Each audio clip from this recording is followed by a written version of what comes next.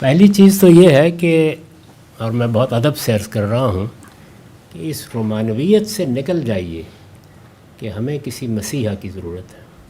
ہمیں کسی مسیحا کی ضرورت نہیں ہے. میرے عزیز دوست اور فاضل مولانا عمار خان ناصر صاحب نے پرسوں چند سطریں لکھی اس پر، اور میرے خیال میں بہت داد دینی چاہیے.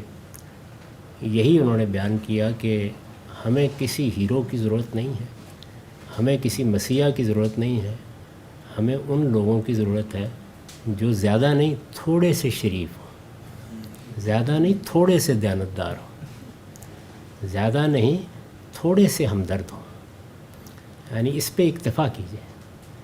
ہم جو خواب دیکھنا شروع کر دیتے ہیں یہ بالعموم تعبیر کے لحاظ سے خواب پریشاں ہو جاتے ہیں. تو مسیحاؤں کو تلاش کرنے کی بجائے سیاست میں خاص طور پر ہمیشہ اس پر توجہ مرتکز رکھیں کہ دنیا کی تاریخ اس بات کی گواہی دیتی ہے کہ سیاسی نتائج اچھے کسی مسیحا سے نہیں نکلتے، وہ ہمیشہ پولیٹیکل سٹیبلٹی سے نکلتے ہیں. یعنی اعلیٰ اور اچھے سیاسی نتائج یہ نہ نعروں سے نکلتے ہیں، نہ اچھے پروگراموں کو بیان کرنے سے نکلتے ہیں، نہ جذبات کی ہیجان خیزی سے نکلتے ہیں. یہ صرف سیاسی استحکام سے نکلتے ہیں، اور یہ دنیا کا تجربہ ہے. جیسے ہی استحکام پیدا کر دیتے ہیں آپ تو کوئی سسٹم چلنا شروع ہو جاتا ہے. تو معیشت اور سیاست یہ اپنی ذات میں واقعی ایسے ہوئے ہیں کہ سماج کے اوپر ان کے اثرات صرف استحکام سے نمایاں ہوتے ہیں، ورنہ یہ خود انتشار کا ذریعہ بن جاتے ہیں. تو کوشش یہ کرنی چاہیے. ہمارے ہاں یہ ہے کہ لوگ بے معنی قسم کے نعرے لگانا شروع کر دیتے ہیں اور ہم سمجھتے ہیں کہ یہ تو کمال ہو گیا. آپ دیکھیں پیچھے مڑ کے کہ میں نے کبھی سیاسی معاملات میں اس طرح تبصرہ تو نہیں کیا، وہ میرا منصب نہیں ہے، میں پسند بھی نہیں کرتا. لوگوں کو حق ہے وہ جس سے چاہے، لیکن اصولی چیزوں کو میں نے موضوع بنایا، وہ سب موجود ہے. احتساب کا نعرہ لگایا گیا تو آج سے برسوں پہلے میں نے یہ کہا کہ اس سے زیادہ کوئی چیز اس ملک کو برباد کر دینے والی نہیں ہو سکتی. خدا کے لیے یہ نعرے بند کر دیں. اس لیے کہ احتساب ضرور ہونا چاہیے، لیکن معمول کے حالات میں جب احتساب کو نعرہ بنایا جائے گا لازمی نتیجے کے طور پر انتقام میں بدل جائے گا. تو یہ آپ سن لیں 5-7 سال پہلے کی ساری گفتگو. ہمارے ملک کے بارے میں یہ بات بھی سمجھ لینی چاہیے. یعنی پہلی جو چیز تھی وہ تو یہ تھی کہ رومانویت سے نکل کے آپ زیادہ کوشش اس بات کی کریں کہ سیاسی استحکام پیدا ہو. جو نظام بھی آپ نے بنانا ہے طے کر لیں اور پھر اس کو چلنے دیں. اس نظام میں وہ ملوکیت بھی ہو تو اپنے آپ کو درست کرنے کے کچھ قدرتی عوامل ہوتے ہیں جو کام کرنا شروع کر دیتے ہیں. ہم ان کو بار بار ڈسٹرب کرتے ہیں، بار بار ڈسٹرب کرتے ہیں. دوسری چیز یہ ہے کہ ہمارے ملک میں پاکستان میں پہلے دن سے جیسے بچہ پیدا ہوتا ہے، پیدا ہوا ہے نا ملک میں، یعنی یہ قدرت نے تو نہیں بنایا ہوا تھا پہلے سے. تو یہ پیدا ہوا ہے 2 پیدائشی بیماریاں لے کر. اور آپ جانتے ہیں کہ بعد میں آنے والی بیماریوں کے اسباب وجوہ آسانی سے دور کیے جا سکتے ہیں.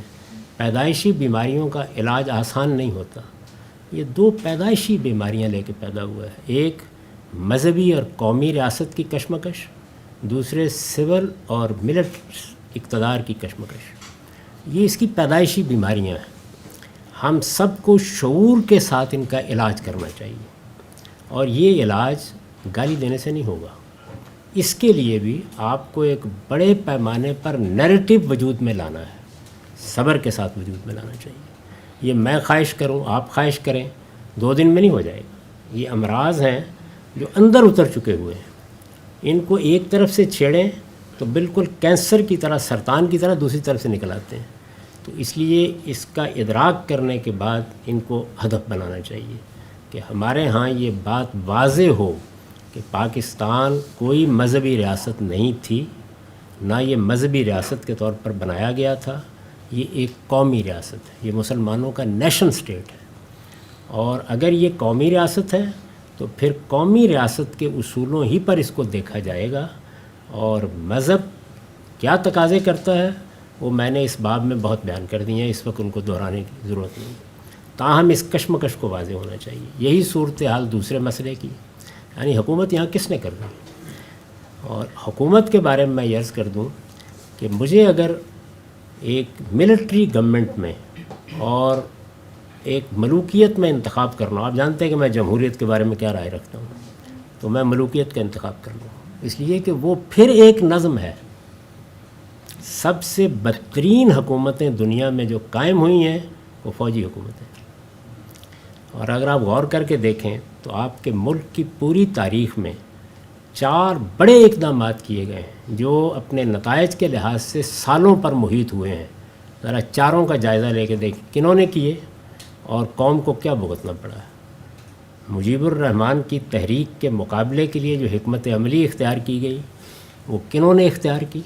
اگرتلہ سازش کیس سے لے کر بعد کے حالات میں کیا اقدامات ہوئے، کس پس منظر میں انتخابات کرائے گئے، انتقال اقتدار میں کیا مسائل پیدا کیے گئے، نتیجہ کیا نکلا. یعنی وہ ہماری تاریخ کا ایک بھیانک خواب بن گیا نا. کسی ملک کا ٹوٹنا آسان تو نہیں ہوتا. دوسرا دیکھیے اس کے بعد الطاف حسین کی پیدائش کیسے ہوئی، کنہوں نے کی، وہ سب کچھ کیسے وجود میں آیا، ایک مہاجر تحریک کس طریقے سے ایک ملیٹنٹ تحریک میں بدلی، اور اس کے بعد پاکستان کی وہ شارگ جو آپ نے حاصل کرنی ہے اس کا تو مجھے نہیں پتہ، لیکن کراچی تو یقیناً شارگ تھی. اس کو کس کس جگہ سے ہم نے زخم کیا ہے اور وہ شہر کس انجام کو پہنچا. آپ جانتے ہیں انتخاب کن کا تھا، آپ جانتے ہیں مقاصد کیا تھے، آپ جانتے ہیں کہ پھر وہ نتائج کتنی دیر تک بھگتے گئے ہیں اور ان نتائج کو ختم کرنے کے لیے کیا اقدامات کرنے پڑے. تیسرا اقدام وہ تھا جس میں افغانستان میں ہم نے ایک پالیسی بنائی، اس کے نتیجے میں جو قتل و غارت گری ہوئی، اس کے نتیجے میں جو مذہبی عناصر ایک افریت بنتے چلے گئے. پھر اس کے بعد ہماری گلیوں میں خون بہا، مسجدوں میں خون بہا، ہمارے علماء مارے گئے. اس کے نتیجے میں کون ہے کہ جو اس کی زد سے بچا ہے. یعنی خود ہمارے ہاں ہم لوگ تو کسی شمار قطار میں نہیں ہیں، لیکن ہمارے ساتھ کیا ہوا، یہاں تک کہ ڈاکٹر محمد فاروق صاحب کو ہمیں کس جوانی میں دفن کرنا پڑا، مجھے کس طرح ملک چھوڑنا پڑا. ابھی تک میرے جو رسالے کے ایڈیٹر ہیں جن کے منہ میں اسی کے باہر گولی ماری گئی تھی، آپ دیکھیے کہ وہ اس کے نتائج کیا بھگت رہے ہیں ابھی تک. تو یہ سب ہوا، یہ تو چند مثالیں ہیں اس کی. اس کے بعد جو آخری نتیجہ آپ نے نکالا ہے یعنی کمال رافت و رحمت کے ساتھ، وہ کیا ہے، وہ یہ کہ ہمارے آپ نے سرحد کے اوپر ایک غیر جمہوری حکومت قائم کر دی ہے مذہبی بنیاد پر، جس سے یہاں کے مذہبی عناصر مسلسل الہام حاصل کریں گے. تو اس کے بعد یا تو آپ بھی الحمدللہ یہ کہیں کہ یہاں پر امیر المومنین کا اعلان کریں تاکہ قضیہ ختم ہو، ورنہ اس کے مقابل میں ادھر ایران کی پاپائیت اور ادھر وہ کون سی چیز ہے کہ جو آپ کو آئندہ آنے والے انتشار اور خلفشار سے روکے گی. یہ جو اقدام تھا 35 سال پر اس کے کم و بیش نتائج پھیلے ہوئے ہیں، گن کے دیکھ لیں، اور کتنے غیر معمولی اور بھیانک ہیں. آخری پھر انتخاب تھا مسیحا کا، اس پر میں کوئی تبصرہ نہیں کرتا.